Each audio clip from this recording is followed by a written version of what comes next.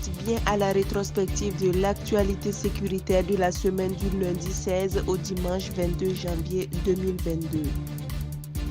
Selon l'agence d'information du Burkina AIB, le gouvernement burkinabé a donné le délai d'un mois aux forces armées françaises de quitter le territoire burkinabé. Cette décision fait suite à la dénonciation le mercredi dernier de l'accord qui régit depuis 2018 la présence de l'armée française sur le sol burkinabé. Et puis, l'association BAM-Fangré a indiqué dans une déclaration que les forces de sécurité et les VDP n'ont pas intervenu dans les dernières attaques qu'a connues le BAM, notamment celle de ce jeudi 19 janvier 2023, où plus de 7 VDP ont été assassinés au moyen de gaz de combat et des motos emportées.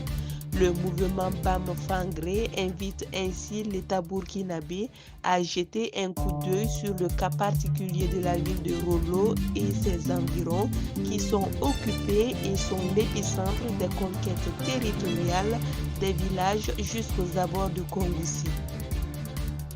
Selon l'AIB, des propriétaires de camions réclameraient 2 millions de francs CFA par véhicule pour le transport des vivres dans les zones à fort défi sécuritaire.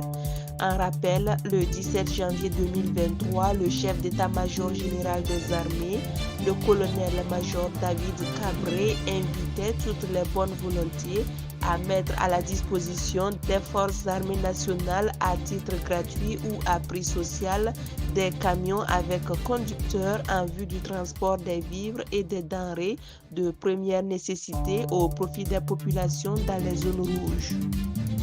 Enfin, les femmes enlevées dans la nuit du 12 au 13 janvier 2023 à Arbinda par des terroristes ont été retrouvées. Elles ont été ramenées à Ouagadougou où elles ont rencontré les autorités. C'est tout pour cette semaine. L'actualité continue sur www.actualité.bf. Restez connectés.